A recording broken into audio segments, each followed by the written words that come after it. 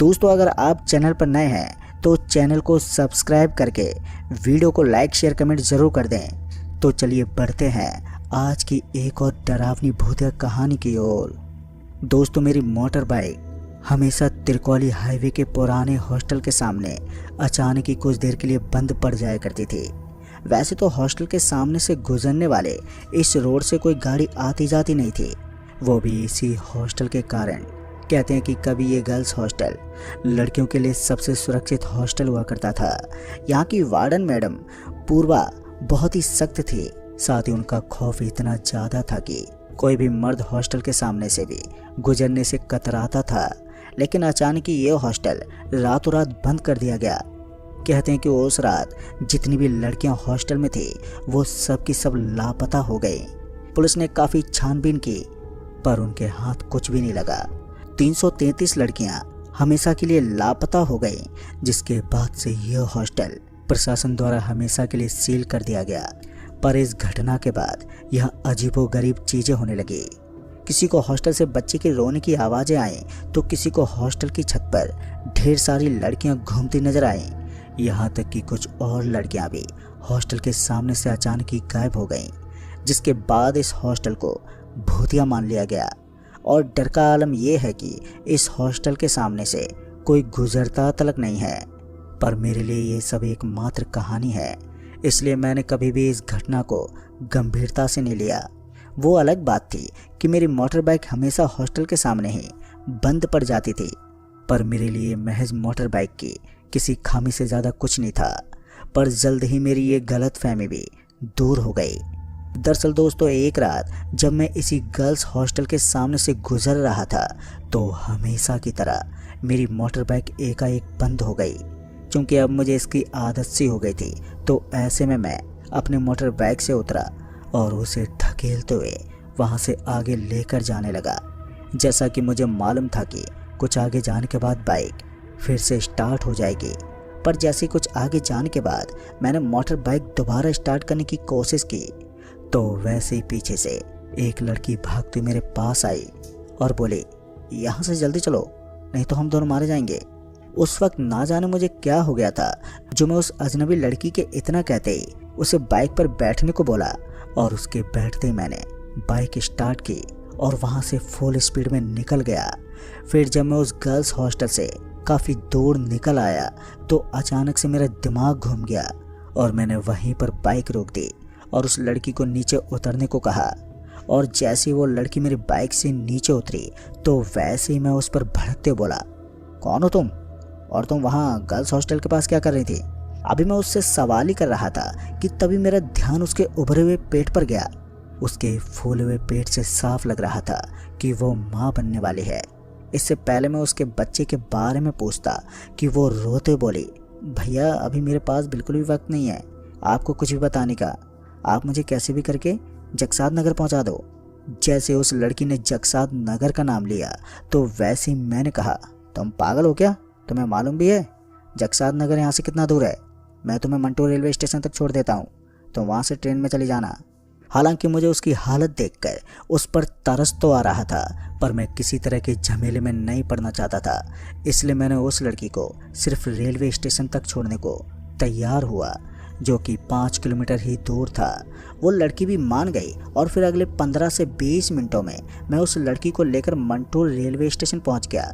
अब तक रात के 9:30 बज चुके थे। मैं फटाफट टिकट काउंटर पर पहुंचा और जब करेली जाने वाली ट्रेन की पूछताछ की तो पता चला कि करेली जाने वाली ट्रेन रात के 11:59 पर आएगी। मैंने टिकट तो ले लिया, पर टिकट लेने के बाद मैं ये सोचने लगा कि बेचारी ये इस हालत में अकेले इतना लंबा वक्त कैसे काटेगी। ऊपर से स्टेशन पर भी ज़्यादा लोग नहीं हैं और जब तक ट्रेन आएगी तब तक शायद ही कोई यहाँ पर होगा। अभी मैं यही सब सोच रहा था कि तभी मैंने देखा कि वो लड़की स्टेशन पर चाय ब्रेड की दुकान की तरफ देख रही थी। उसे उस तरफ घूरता देख मैं समझ गया कि उसे भूख लगी है, इसलिए मैंने उसके लिए चाय और ब्रेड ले ली और जैसे उस लड़की के हाथों में दी तो वैसे ही वो चाय और ब्रेड पर टूट पड़ी। उसे ऐसे खाता देख मैं बोल पड़ा, क्या बात है, तुम जन्म जन्म की भूखी हो क्या? मेरे ये बोलते उसने एकदम से खाना बंद कर दिया और मेरे को एकटक देखने लगी। उसे मुझे इस तरह घूरता देख मेरी सांसें पल भर के लिए हलक में अटक सी गईं। फिर कुछ देर की खामोशी के बाद जब उसने मुंह का निवाला निगलने के बाद कहा, पिछले 456 दिनों से मैंने नवजात बच्चों के अलावा कुछ नहीं खाया है। जैसे उस लड़की के मुंह से ये बात निकली कि उसने पिछले 456 दिनों में सिर्फ नवजात बच्चे ही खाए हैं, ये सुनकर तो मेरा पूरा शरीर ही एकदम से ठंडा पड़ गया। मेरे हाथ पर कपकपाने लगे थे। मुझे डर और भय से कपकपाता देख वो लड़की बोली, क्या हुआ भैया, आप तो इतने में ही घबरा उठे। मेरी सोचो मुझ पर क्या बीती होगी जब मुझे नवजात बच्चे को खाना पड़ता था।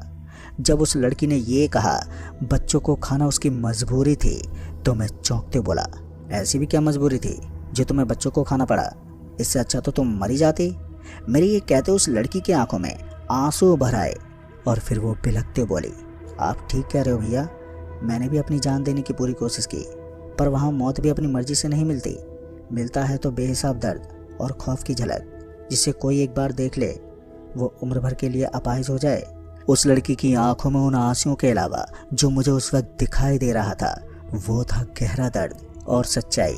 कुछ तो बहुत बुरा हुआ था इस लड़की के साथ, पर क्या ये जानना अभी बाकी था। हालांकि उसकी चंद बातों ने ही मुझे डर से अंदर तक दहला दिया था, पर इसके बावजूद मुझे उसकी पूरी सच्चाई जाननी थी और इसलिए मैंने उस लड़की से उसका नाम पूछते हुए कहा, बहन तुम्हारा नाम क्या है और ऐसा क्या हुआ था तुम्हारे साथ जो तुम्हें नवजात बच्चों को अपना आहार बनाना पड़ा? मेरे ये सवाल करते उस लड़की ने अपना नाम रेखा बताया और अपना नाम बताने के बाद वो खामोश हो गई और फिर कुछ सोचने के बाद बोली, भैया मैं आपको सब कुछ बता तो दूँ, पर आपको मेरी बातों पर यकीन नहीं होगा, पर इसके बावजूद आप अगले कई महीनों तक सो नहीं पाएंगे। ये भी हो सकता है कि आप भी वो सब महसूस करने लग जाएं जो मैंने किया है, इसलिए आप एक बार फिर से सोच लीजिए। उस लड़की के ये बोलते ही मैंने बिना सोचे समझे उसे ये सब बताने को कह दिया। मेरे हाँ कहते उस लड़की ने एक गहरी सांस ली और फिर कहा, आज से मैं 456 दिन पहले मैं उस गर्ल्स हॉस्टल में दाखिल हुई थी, क्योंकि मेरी दीदी सुमित्रा भी दूसरी लड़कियों के साथ उस रात लापता हो गई थी।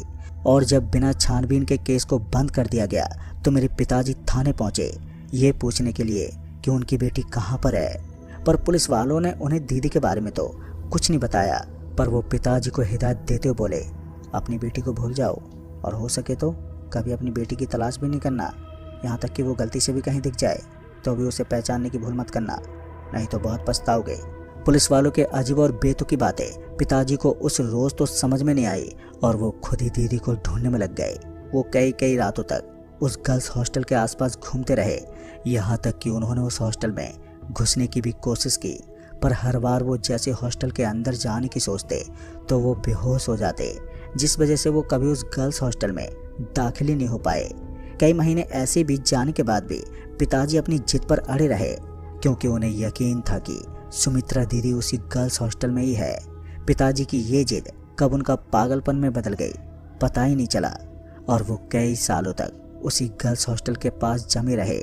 फिर जब वो एक रात घर लौटे तो उनके हाथ में खून से सना हुआ दीदी का दुपट्टा था। अभी मैं पिताजी से कुछ पूछ पाती कि पिताजी बोले, मैंने कहा था ना सुमित्रा वहीं हॉस्टल में है। आज उसने मुझे हॉस्टल की छत से आवाज़ दी थी और कहा मुझे बचा लो, पर मैं उस हॉस्टल के अंदर नहीं जा सकता क्योंकि मैं मर्द हूँ और उस हॉस्टल में सिर्फ औरत ही जा सकती है, इसलिए तुम जाओ और अपनी बेटी को बचा के ले आओ। पिताजी की बात सुनकर माँ कुछ पल के लिए भावुक तो हुई, पर माँ को लगा कि उनका ये दिमागी फितूर है जिसमें कोई सच्चाई नहीं है, इसलिए माँ ने उनकी बात पर यकीन ही नहीं किया। और जब पिताजी को लगा कि माँ को उनकी बात पर भरोसा नहीं हो रहा है तो वो मायूस हो गए और जाते जाते मुझसे बोल गए, हो सके तो एक बार अपनी दीदी को देखने हॉस्टल चली जाना। ये कहकर पिताजी उस रात चले गए और फिर वो कभी नहीं लौटे। और फिर जब मैं थोड़ी और बड़ी हुई तो मैंने उस हॉस्टल में जाने की सोची, और जब मैं एक रात चुपके से हॉस्टल में दाखिल हुई तो हॉस्टल में दाखिल होते ही मुझे वहाँ बहुत सारी लड़कियाँ घूमती हुई नजर आईं। उन लड़कियों को हॉस्टल में देखकर मुझे लगा कि पिताजी सही कह रहे थे, पर ये सब यहाँ हैं तो ये अपने घर पर क्यों नहीं जाती। अभी ऐसे कुछ सवाल मेरे जहन में उठ ही रहे थे कि तभी अचानक वहाँ चीख चिल्लाहट मच गई। अभी मैं कुछ समझ पाती कि तभी मुझे एक गर्भवती लड़की भागती नजर आई, जिसके पीछे बाकी लड़कियां हाथों में चक्कू लिए दौड़ रही थी। और जैसे वो लड़की नीचे गिरी तो वैसे उसके पीछे भाग रही लड़कियों ने उसे दबोच लिया और उसका पेट चीरकर उसका बच्चा निकाल लिया और वो आपस में ही उस बच्चे को खाने लगी। अब ये सब देखकर जहाँ मुझे उल्टी होने लगी थी तो वहीं बाकी लड़कियाँ जश्न मना रही थी। ये देखकर मैं इतनी ज़्यादा डर गई कि मैंने वहाँ से उसी वक्त निकलने की सोची, और जैसी मैं उस ओर बढ़ी जिधर से मैं अंदर आई थी तो वैसे किसी ने मेरा गला दबोच लिया और मैं दर्द से छटपटाने लग गई। दोस्तों, वो लड़की मुझे अपनी आप बीती सुनाई रही थी कि तभी वो एक दर्द से चीखने लगी। शायद उसे लीवर पेन शुरू हो गया था। अभी मैं ये सोच पाता कि क्या करना है कि तभी उस लड़की के मुंह से खून निकलने लगा।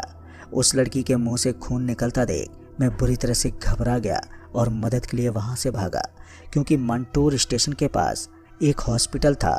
और जब मैं वहाँ से अपने साथ हॉस्पिटल के स्टाफ को लेकर वापस से स्टेशन आया तो वो लड़की वहाँ पर नहीं थी। हमने उसे स्टेशन के हर कोने में तलाशा पर वो कहीं नहीं मिली।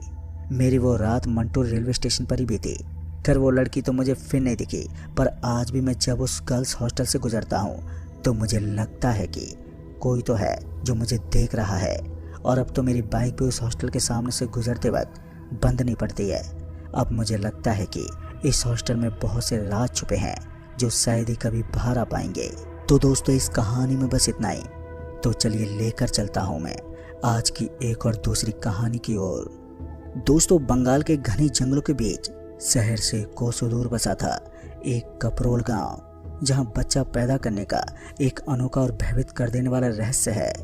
कहते हैं अगर बच्चे को सही सलामत पैदा करना होता है तो गर्भवती महिला को शमशान में ही बच्चा पैदा करना पड़ता है।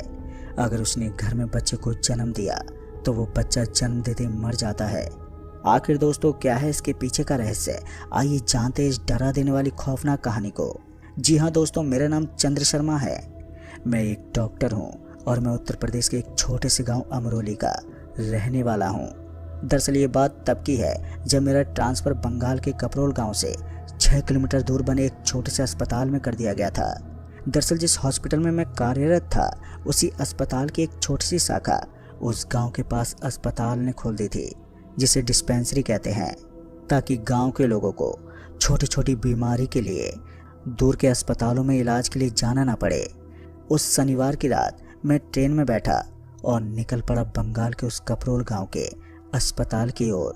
सुबह 10:23 पर गाड़ी ने मुझे बंगाल के जंक्शन पर छोड़ दिया, जहां से मुझे कुंदरकी के लिए बस पकड़नी थी। मैंने वहीं के बस डिपो से कुंदरकी के लिए बस पकड़ ली और फिर 1.5 घंटे के सफ़र के दौरान मैं कुंदरकी पहुंचा। अब मुझे वहां से किसी से ये पूछना था कि ये कपरोल गांव कुंदरकी से कितना दूर पड़ता है और मुझे उस गांव के लिए सवारी कहां से मिलेगी। खैर, जब मैं उस बस स्टैंड से जब बाहर निकला तो मुझे सड़क पर कुछ रिक्शे दिखाई दिए जो पैडल वाले थे।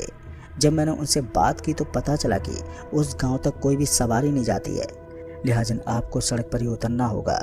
आपको गांव में जाने के लिए मेन सड़क पर ही उतरना होगा। तभी मैंने उस रिक्शे वाले को समझाते हुए कहा, अरे भाई साहब, वो मुझे गांव में नहीं जाना है। दरअसल वो क्या है कि मैं एक डॉक्टर हूँ और मुझे कपरोल गांव के पास जो वंदना अस्पताल है मुझे वहीं जाना है। मेरे इतना कहते उस रिक्शे वाले ने मुझे रिक्शे में बैठने को बोल दिया और फिर मैं 1.25 घंटे के सफ़र के बाद जाकर वंदना अस्पताल पहुंच पाया। जहां पहुंचते ही मैंने एक गहरी सांस ली और उसे पैसे देकर वापस लौटा दिया। फिर मैंने अगले दिन से अपनी ड्यूटी ज्वाइन कर ली और अपने काम पर फोकस करने लगा। अब मुझे काम करते हुए 2 महीने का वक्त हो गया था। मरीजों की संख्या भी अब धीरे धीरे बढ़ने लगी थी। फिर इसी बीच हमें गांव-गांव जाकर सर्वे के लिए जाना पड़ा और उसी सर्वे के दौरान जब मैं कपरोल गांव में पहुंचा तो 2-4 घरों में कुछ गर्भवती महिलाएं मिली जो दर्द से करा रही थी। जब मैंने उन्हें अस्पताल ले जाने को कहा तो उनके घर वालों ने मना कर दिया, ये कहकर कि इस गांव की कोई भी गर्भवती महिला अस्पताल नहीं जाती है। जब मैंने इसका विरोध किया तो गांव के कुछ लोग मुझ पर भड़क उठे, लिहाजा मैं उल्टे पांव उस जगह से वापस आने लगा। अभी मैं गांव से बाहर निकला ही था कि तभी मेरी नज़र कुछ लोगों पर पड़ी। तो मैंने देखा कि कुछ लोग एक गर्भवती महिला को बैलगाड़ी में लेकर जा रहे थे। मुझे लगा कि शायद वो सभी उस महिला को अस्पताल लेकर जा रहे होंगे, पर ऐसा नहीं था। फिर मैंने वहीं के एक आदमी से उस महिला के बारे में पूछा तो मुझे जो पता चला वो बहुत ही हैरान कर देने वाला था। दरअसल उस आदमी ने बताया कि उस महिला को गांव से दूर एक शमशान घाट में लेकर जाया जा रहा है, जहां पर उस महिला की डिलीवरी होगी। पहले तो मुझे लगा था कि शायद वहाँ पर कोई वैद्य या कोई बाबा होगा जो शायद इस तरह के उपचार करता होगा, लेकिन मैं यहाँ भी गलत था। फिर जब मैंने उससे और पूछताछ की तो पता चला कि उस शमशान घाट में ना तो कोई बाबा है और ना ही कोई वैद्य जो उस महिला का उपचार कर सके। अब ये सुनकर मेरे अंदर सवालों के बादल उभरने लगे कि उस महिला को डिलीवरी करने के लिए शमशान घाट में क्यों लेकर गए हैं। इन्हीं सवालों को लेकर मैंने अपने पाँव अस्पताल जाने के बजाय उन लोगों के पीछे मोड़ दिए। कुछ समय के बाद मैं उस बैलगाड़ी का पीछा करते हुए पहुंचा उस शमशान घाट में, जहां पर उन लोगों ने उस गर्भवती महिला को नीचे लिटा दिया था और वो सभी एक घने पेड़ के नीचे दूर खड़े होकर देख रहे थे। ये सब नज़ारा मैं भी दूर खड़ा होकर छुपकर देख रहा था ताकि किसी की भी नज़र मुझ पर ना पड़ सके। देखते ही देखते अब काफ़ी अंधेरा भी हो गया था, मगर अभी भी वो महिला दर्द से छटपटाए नीचे पड़ी हुई थी। मैं अपने मन में सोच रहा था कि भला ये कैसे लोग हैं जो इस महिला के साथ इतना घिनौना काम कर रहे हैं। यहाँ पर ना तो कोई आदमी है और ना ही कोई और जो इस महिला की डिलीवरी कर सके। खैर, जब रात के 11 बज गए तो मुझे कुछ देखने को मिला, कुछ ऐसा जो हमारी कल्पना से भी अलग था। दरअसल मैंने देखा कि वहीं पर खड़े 7 बड़े पेड़, जिनके भीतर से एक तेज चमकदार रोशनी आकर उस महिला के ऊपर पड़ी, और जैसे उस महिला पर वो रोशनी पड़ी कि एक तेज चीख के साथ वहाँ पर खामोशी पसर गई। अब वो महिला बिल्कुल खामोश हो गई थी, उसमें कोई भी हलचल नहीं थी। मुझे लगा कि उस महिला को कुछ हो गया है, लेकिन ऐसा नहीं था, क्योंकि कुछ देर के बाद उस महिला में हलचल हुई और वो उठकर बैठ गई। और जैसे वो महिला उठकर बैठी कि तभी एक बच्चे की रोने की भी आवाज़ सुनाई दी, जिसे देखकर मैं चौंक गया। मैं सोच में पड़ गया कि भला ऐसा कैसे हो सकता है कि उस महिला की डिलीवरी बड़ी आसानी से हो गई। अभी मैं ये सब सोच ही रहा था कि तभी उस महिला को लोग उठाकर अपने घर लेकर जाने लगे, मगर उस बच्चे को वहीं पर रोता छोड़ दिया। ये बात कुछ भी समझ में नहीं आई। खैर, मैं भी उनके पीछे पीछे चल दिया। दोस्तों, उस पूरी रात मैं सवालों के घेरे में फंसा रहा। पूरी रात मुझे बेचैनी बनी रही। समझ में नहीं आ रहा था कि ऐसा भी होता है इस दुनिया में। पर जैसे ही सुबह हुई कि तभी मैं सीधे पहुंचा उसी कपरोल गांव के उसी घर में जिसमें वो गर्भवती महिला थी। फिर जब मैंने उसी घर के एक बुजुर्ग से पूछा तो उन्होंने मुझे पूरी जानकारी दी, जो बहुत ही पुरानी है। दरअसल उन्होंने बताया कि 150 साल पहले इस गांव में एक लड़की वृंदा को सती बना दिया गया था, वो भी जबरदस्ती। लेकिन कहते हैं कि वो अपनी मौत के बाद भी जली नहीं। उसकी चीखें आज भी गांव के शिव मंदिर के पास सुनाई देती हैं, जहां रहकर वो पूजा पाठ किया करती थी। कहा जाता है वृंदा ने मरने से पहले एक श्राप दिया था, जब तक मेरी आत्मा मुक्त नहीं होगी इस गांव की कोई भी माँ अपनी कोख का फल नहीं देख पाएगी। और उसी दिन से रात में गांव की औरतें एक आवाज़ सुनती थी, जैसे कोई उनके पेट से बात कर रहा हो। एक धीमी कराती हुई आवाज़, जैसे मेरे साथ न्याय करो, नहीं तो मैं तुम्हें वही दर्द दूंगी। और तो और कुछ लोगों ने रात में मंदिर के पीछे एक औरत की परछाई भी देखी थी, जलता हुआ चेहरा और उसकी लाल आंखें। तभी गांव वालों ने एक प्रसिद्ध तांत्रिक को बुलाया तो उसने बताया कि ये आत्मा शांति नहीं चाहती, बल्कि ये बदला चाहती है। जब तक सती वृंदा की चिता के पास की राख गंगा जल से शुद्ध नहीं की जाएगी, ये अभिशाप ऐसे नहीं टूटेगा। तभी उस तांत्रिक ने महिला की आत्मा को कैद करने की कोशिश की, मगर वो कैद नहीं हो पाई और गांव में मृत बच्चे पैदा होने लगे। तभी उस तांत्रिक ने अपनी काली विद्या से 7 डायनों को शमशान घाट में प्रकट किया और अपने वचन में बंधक बनाकर उनसे गर्भवती महिला की रक्षा करने को कहा। और तभी से गांव की हर गर्भवती महिलाओं को वहीं पर ले जाया जाता है और बच्चे को 3 दिन तक वहीं उन्हीं डायनों की देखरेख में छोड़ दिया जाता है। कहते हैं कि 3 दिन तक उस बच्चे पर वो डायने कोई तंत्र मंत्र करती हैं ताकि मंदिर वाली आत्मा उस बच्चे को अपना शिकार न बना सके। लेकिन वो डायन अपने समय में बहुत ही खतरनाक डायन थी, लोगों को मारकर उनका खून पीती थी।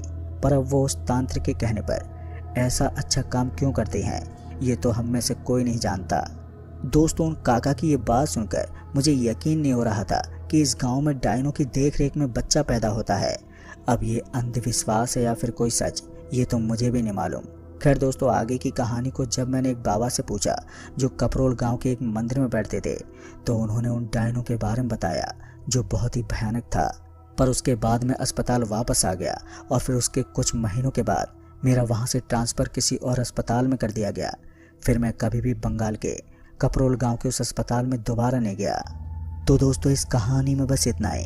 कहानी आपको पसंद आई हो तो वीडियो को लाइक शेयर कमेंट ज़रूर कर दें।